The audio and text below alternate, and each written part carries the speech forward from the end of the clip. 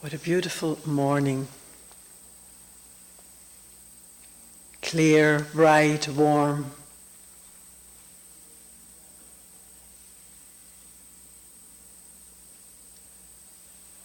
Earlier, the sun rising over the eastern hills into a clear sky,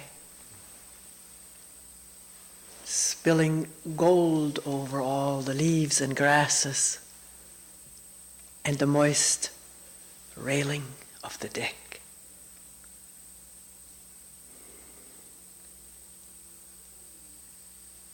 A few birds calling and chirping. So fine.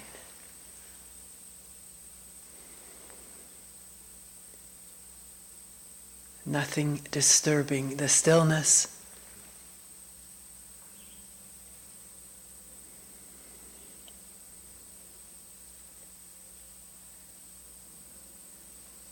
Unless thought spins its net, its sticky net.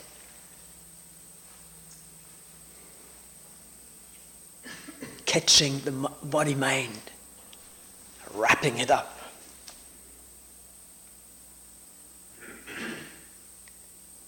In a cocoon of no space. The cocoon of meanness. Separation. And all that goes with it, inevitably. Like fear and wanting, hoping and despairing, depressing and elating. One mood succeeding the other interminably within this cocoon.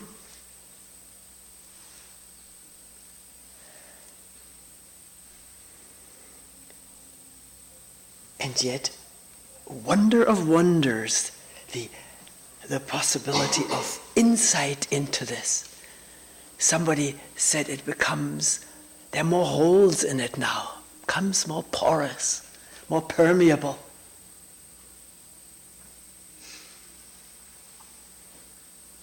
With attention, light shed on what holds us in stickiness.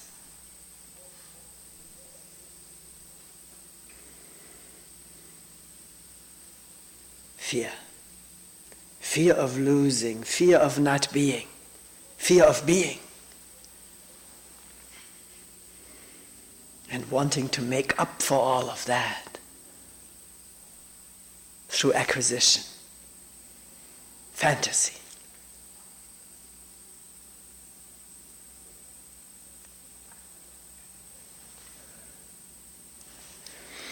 So the question that comes up in the early days is, what do you practice here? What is the practice?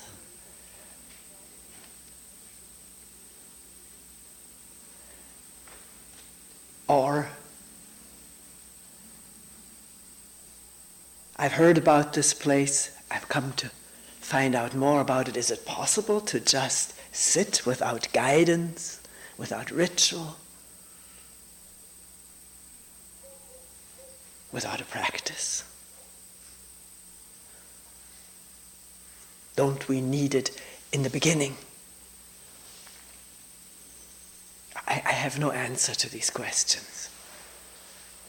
I don't know what the beginning is.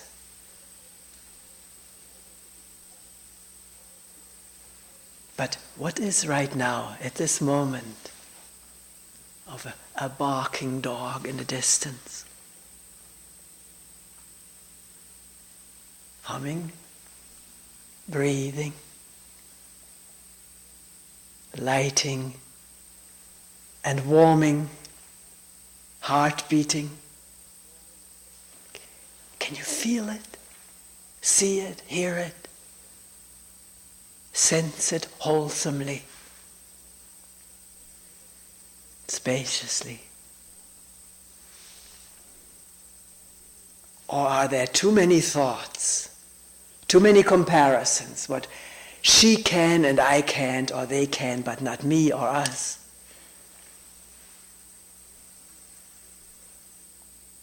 Too many thoughts revolving or emerging from this whole big issue of self-esteem. What I need to be to feel okay about myself. And is there a threat to that? And then the defenses of that.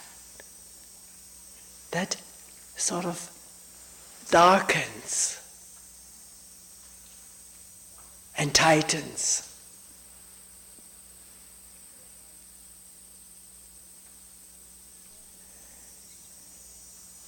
So, coming upon such thoughts,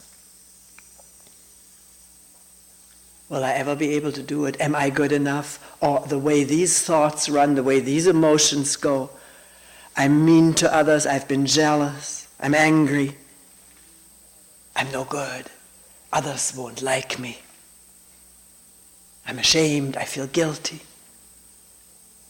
As we come upon these thoughts / emotions / sensations, it's all one whole happening, coming upon it. How do we view it? The guilt, the feelings of insufficiency, of shame, of fear. As one person said, I don't even know what I'm afraid of. I think I'm afraid of being afraid. And we know that. It's happened to all of us. When this feeling arises, which has been triggered by some thought, some memory, may have escaped the attention. And here it is, this ease of fear, anxiety, in psychology, free-floating anxiety. And then the fear of that coming back, one feels it arising, and then fear or even panic that I will be engulfed by anxiety again. How do we view it? Because it is there for the viewing, for the sensing, for the touching, for the listening to it. Nothing needs to be done about it except what? Yeah, everyone has to come upon that directness of not escaping, not doing, living or dying through that with some attention.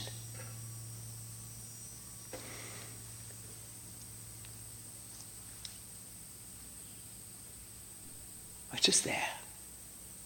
People telling about all the states that we go through shows there was attention. It was not just oblivion, not complete oblivion.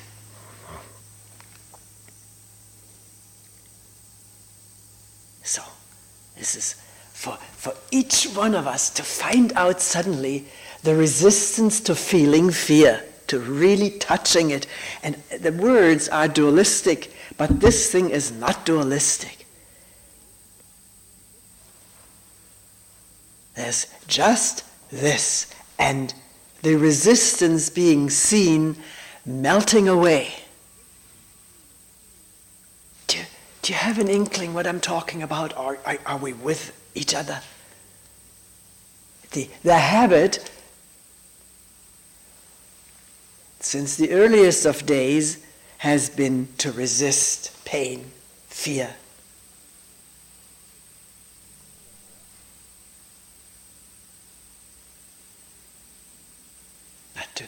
Not to touch it. Seems to be an inbuilt reflex in the organism, reinforced by the parents or society, not to touch that stuff. It's dangerous. You should take a pill not to feel it. And there is a place for pills. I'm not putting them down. But there is this direct contact without resistance. Because resistance has been detected, felt, and questioned, and seen as a barrier to completeness at this moment. And what makes up resistance are all kind of ideas that this thing is unbearable, impossible to live through. Somebody saying, I may lose my mind. My response was, lose it. Lose it. Mind is not attention. Mind is thinking about ourselves and knowing about ourselves in terms of imagery and remembrances and words, endless words, stories. That's the mind. And there's nothing dangerous about that, at least momentarily falling apart, so that light comes through, the light of discovery, seeing, tasting, touching, directly, without the mind in the way. Not that this mind disappears forever, it is so deeply wired into the system.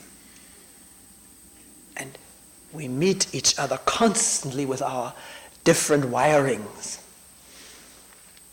infect each other, attract each other, or how do you say it? Repel each other with our wirings, our conditioning. So not to expect, as one would by reading books about the enlightened, the fully enlightened person, the person who has had a complete transformation,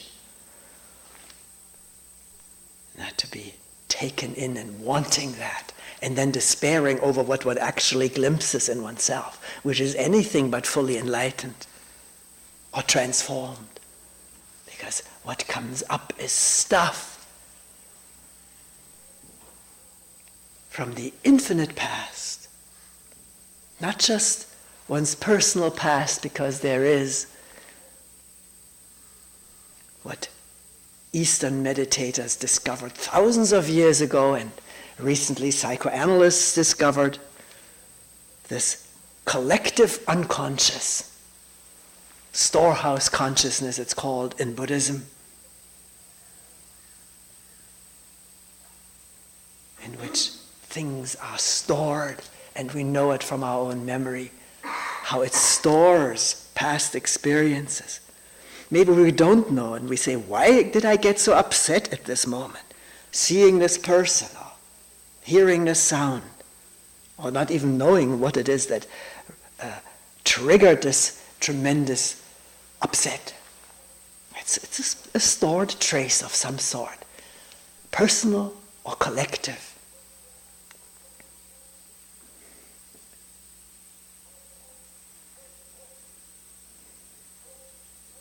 Somebody talking yesterday in a group how he cannot live with an angry wife. It's impossible to talk to.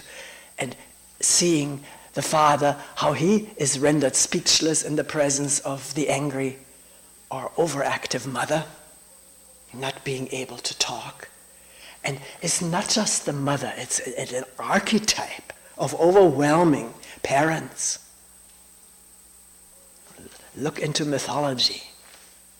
All these symbols are there, and this triggers this whole stuff, unconscious, conscious stuff. Once it comes into consciousness, no longer unconscious.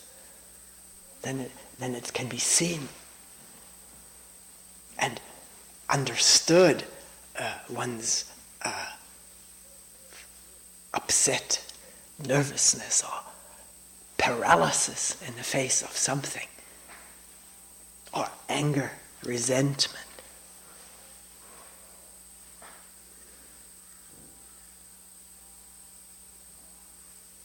So, in the midst of this, we grope for a practice. Why?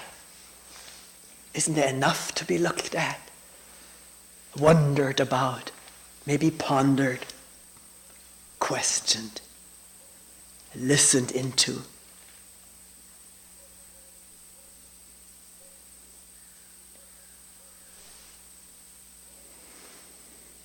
It's interesting, somebody said this morning or yesterday morning, whenever,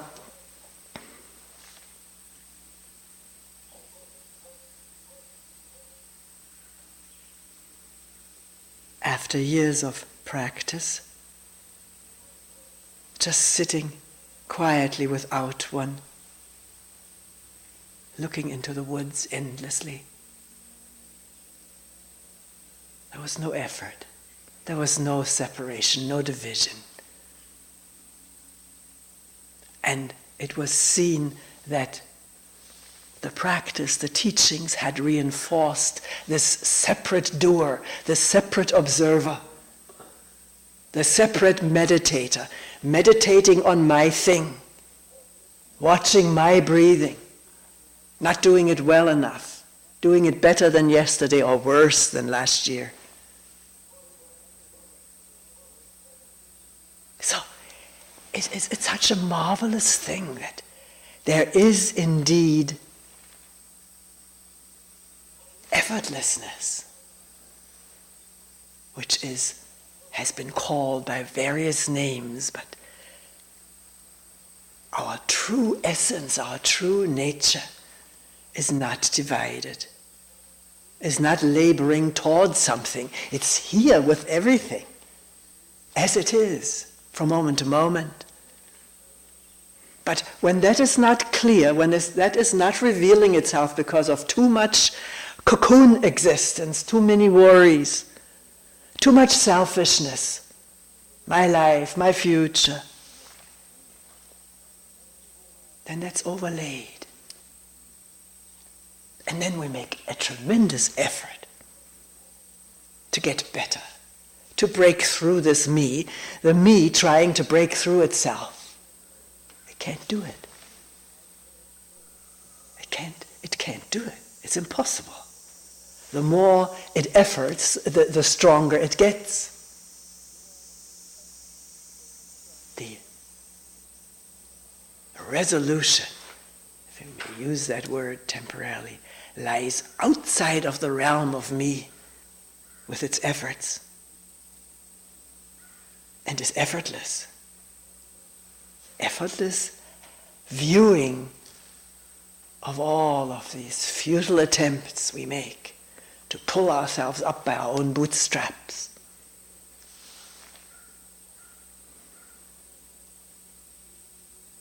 But if effortlessness isn't here, then we make effort, including the effort not to make an effort.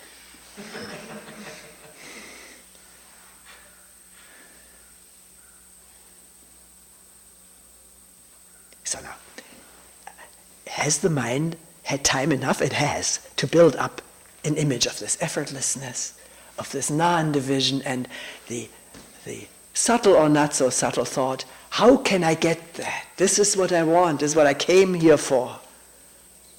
Watch those thoughts. Just let them appear on the screen, on the inner screen, or display. That's a nice word.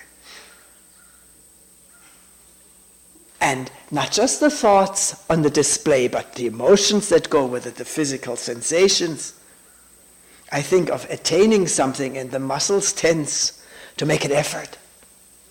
And a lot of us have been through such training where we were exhorted to strain, to work hard, to work beyond our limits, push ourselves.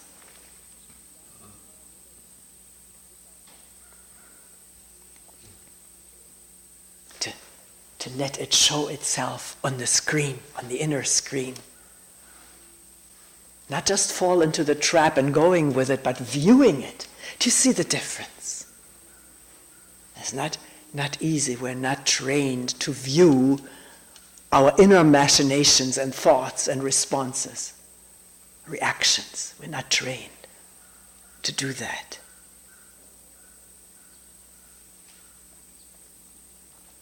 Or are we? Maybe there are.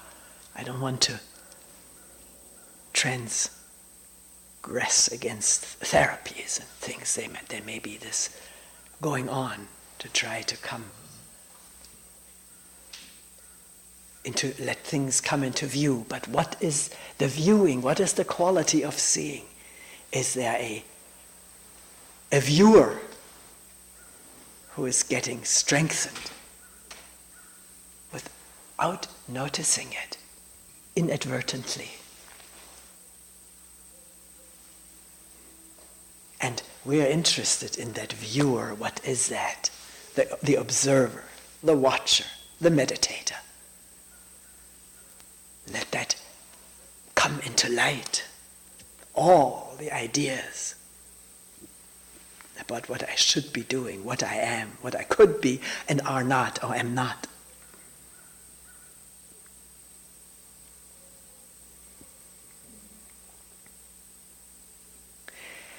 Let me say at this moment that if you are following a practice, counting, breathing, or mantram, or visualizations, I'm by no means saying drop it, I'm just talking. And if something makes sense to you and you want to experiment with it, that's fine. If it doesn't make sense and you feel you know what you're doing and this is what you need to do at this moment, that's fine. Ultimately, each one of us has to find out for ourselves. But questioning has never hurt anybody, although it may make us a little jittery. Because we feel jittery when our structures by which we live are questioned or upset. I noticed last night coming home, bringing the food for the three of us, there were 3 cars in the driveway, with mine and with 4. And in one car, the man came who mows our lawn. That was nice to see this long grass being mowed. It looked neat again.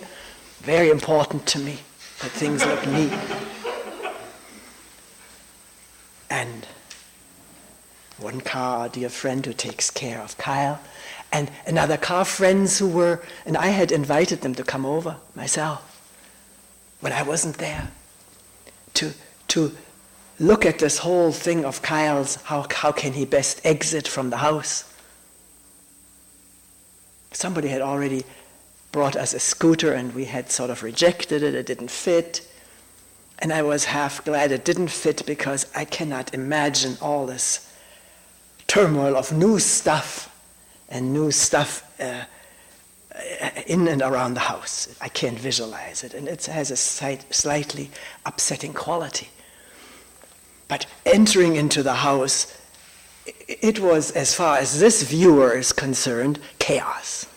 All the furniture pushed out of the way in unaesthetic ways to this viewer.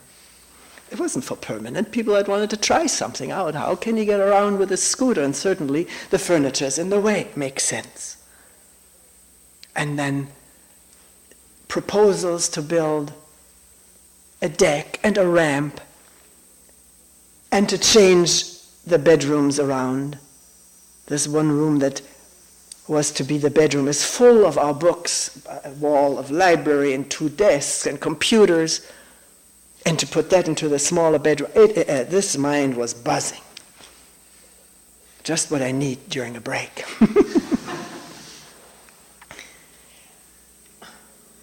But it was all very well-meaning people with bringing their own energy to this thing. And suddenly,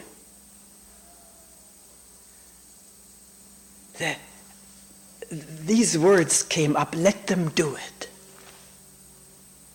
And it already changed something. There was a letting this stuff be. it doesn't absolutely have to be neat and orderly and in this way and aesthetically pleasing. It's important that Kyle be able to get out of the house, and we have to think some more because we get lots of snow and stuff. So lots to be thought about, which is not my cup of tea. But later on, when I called Kyle at night, I said, you know what other words came up? Thine will be done. It's very, very good. Let it go, let it happen. Something will be all right. And it doesn't have to be this way, which is an enormous shift for this person, because I don't like upsetting things. I mean, also visually, and I don't like the work that is involved. I've got enough. But maybe there'll be people who will help. I always have been. So to let it be, let it be done. Maybe get a few more opinions. That's all right. Why did I say that? How did that come up?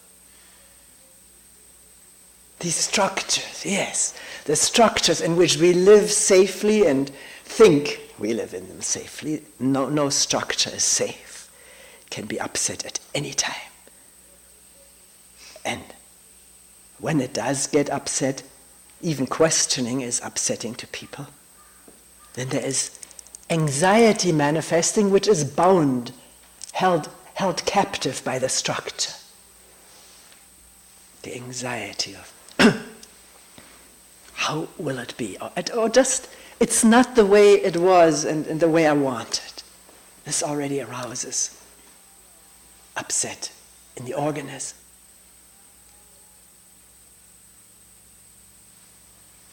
And to go with that, not to try to straighten it out artificially. It's telling us something. We can question our structures deeply. Question whether this is all there is about us, the structures which have built up over the decades to make us feel pseudo-safe, taken care of, at ease. Because sooner or later, they break down, deteriorate. It's inevitable.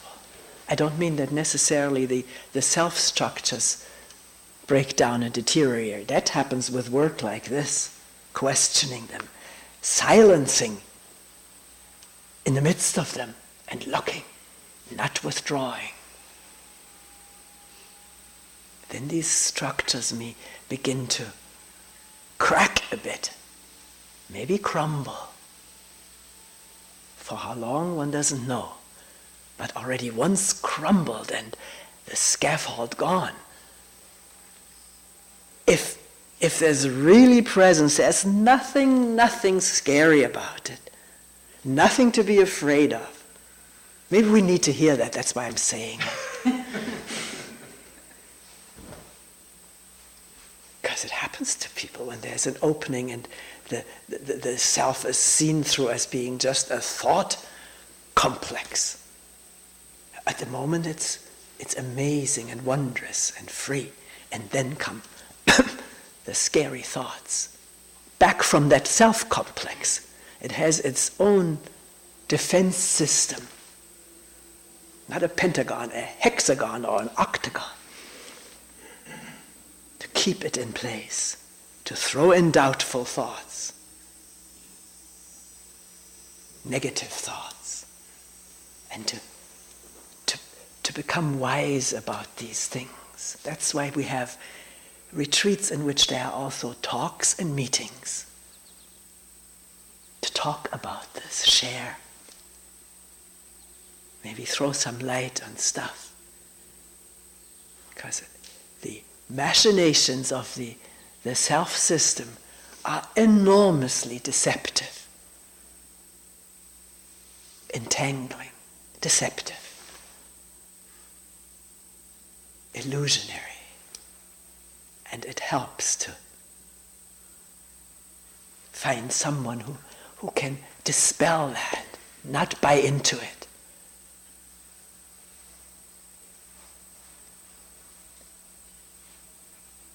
And to watch, does one want to hold on to it? Or is it all right to go with the dispelling? It takes, well, I don't know what it takes. It happens. Sometimes in Zen it's called stepping off the 100-foot pole. But this still sounds like an action that I have to take. And who wants to step off a 100-foot pole? In their right mind.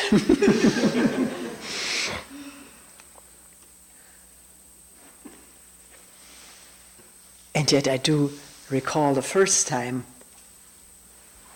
what seemed to take a step not to heed old-fangled resistances, to touch, really touch fear, but to be that, to not divide from it, no distance. That seemed like a step.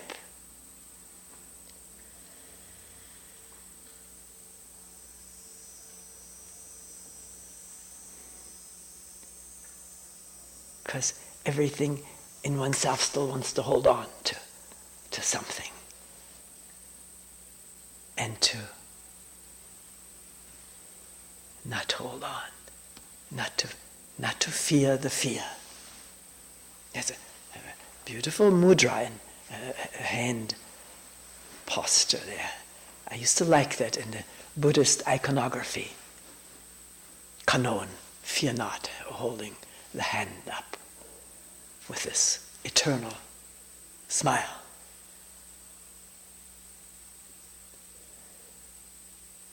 So, is it helpful to hear somebody say, you don't have to be afraid of fear, of touching it? Sort of whirling with it through space. That's an image, but I don't mean the image, the immediacy of it. Not knowing where to, where from, not knowing what the result will be, and yet attention, presence, some awareness, and things change. This fear cannot maintain itself when there's no division, because division is what generates our fears. Do you see that? At least intellectually. Our fears are generated by a feeling of separation, being separate from the mother. I remember one time having walked with my mother into town. I liked those days. She held my hand. We hold each other's hand. It was very, very busy downtown, narrow streets. And I got lost. Somehow or other, I don't know how this happened. My God, what fear.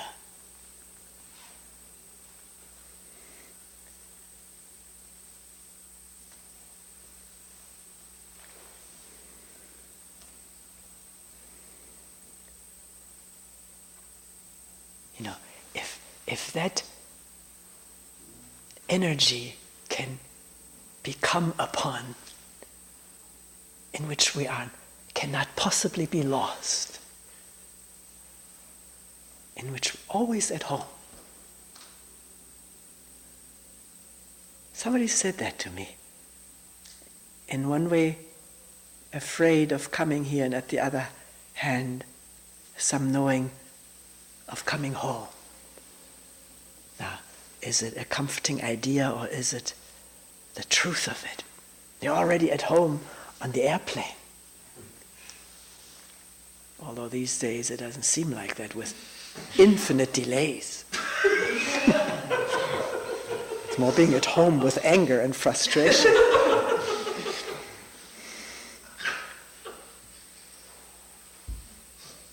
I saw 2 news segments about these airport delays and people really getting mad at these poor people behind the desk who have nothing to do with it. And then people here telling me about it, that it really happens. Yeah. To be, somebody said that. It didn't really matter anymore. Yeah, one can be at home in an airport. Try it. It just has to be out of this cycle of meanness. And I don't mean by that, I mean the whole thing, the whole network of our expectations and the hurriedness, franticness. So somebody told me I would like to do everything slowly. I would like to take infinite time with kitchen work, but I know I can't. But why hurry? It doesn't matter. It doesn't even matter when we eat, but I realize it matters to the group and the retreat as a whole. That's sort of being at home without time. And yet not losing sensitivity to what the general scheme of things is, and going along with it. Thine will be done. I don't necessarily mean a God or so, but the whole thing is thine.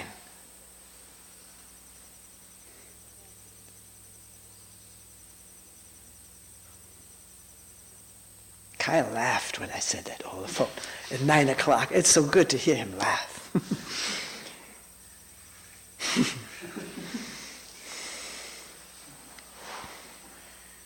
Maybe it made mutual sense.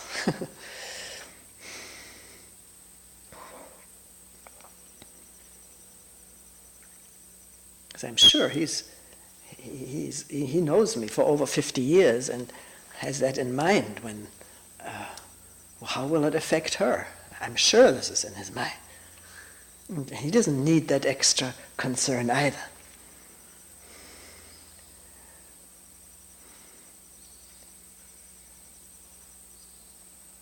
Oh, on the whole, he can take it fairly easy.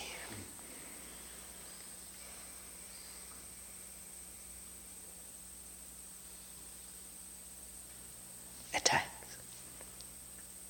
Who knows what all goes on? But it seems that way.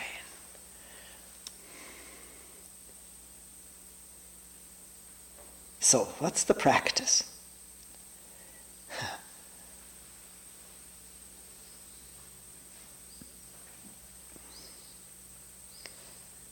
I think we mentioned yesterday that if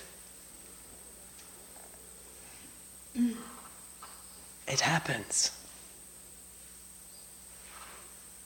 that the conditioning is in abeyance, and it does happen, maybe at first just in brief glimpses.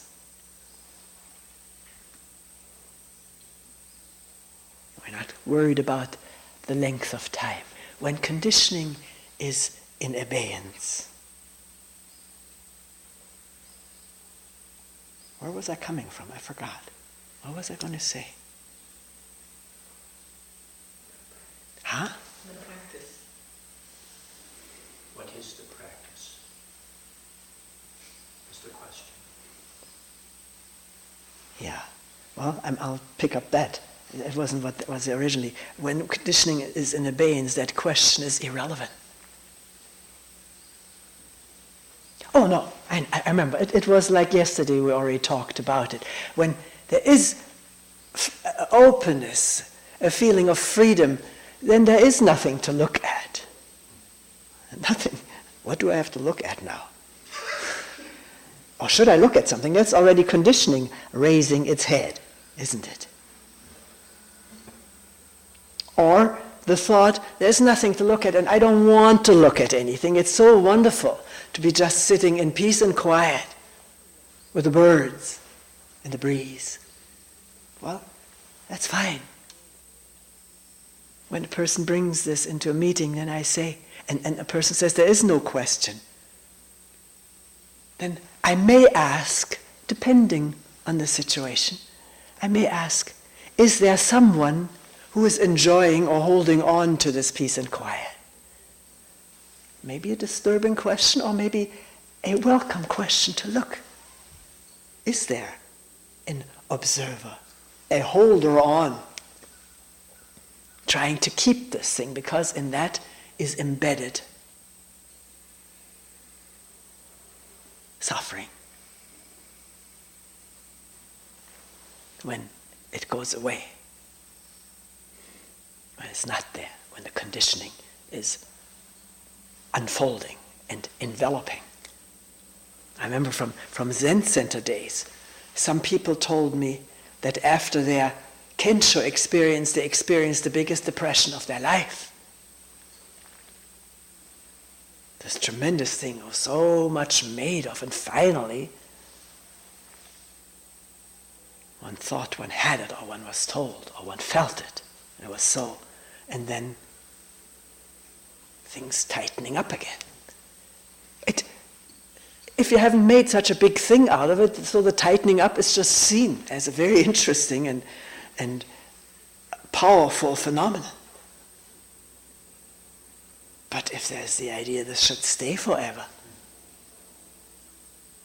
or I'm no good if it doesn't, then come these depressive thoughts, the vanishing self-esteem. Or, was this what I labored all this time? Is this what it was? It's not even here now.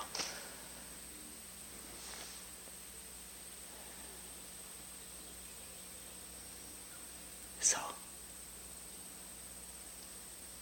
and if the question is meaningful at the moment, is there somebody who's holding on? And looking and opening to that question. Maybe there isn't. Maybe it's just pure openness. But if there is a doer, a holder in it, which it is most of the time, then what is that? Explore it, wonder about it. So one doesn't live in delusion of me having something. It's a big delusion. The me cannot have this. It divides up.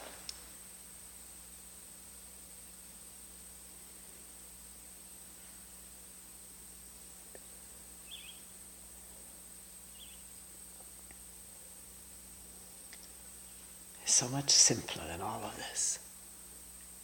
Striving and driving. And yet, if we can't help doing it, then let's at least watch it. And wonder about it, question it. Not cynically, but with interest. Who is the driver, the controller? Not as a pat question. It can become a pat question. I don't mean it this way. It means the light turned inward.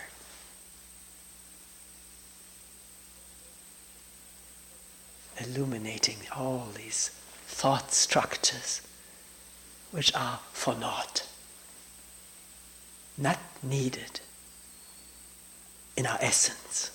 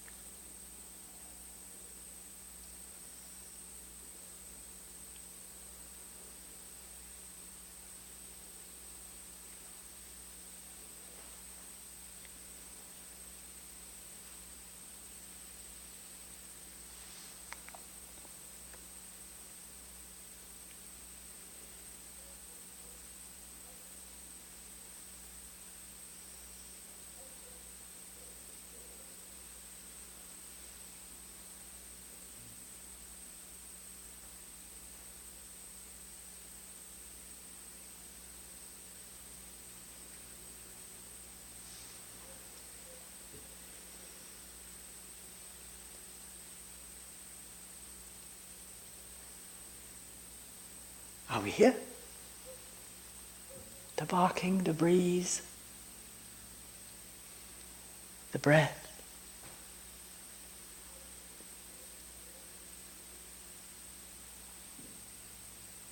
Without needing to call it any names.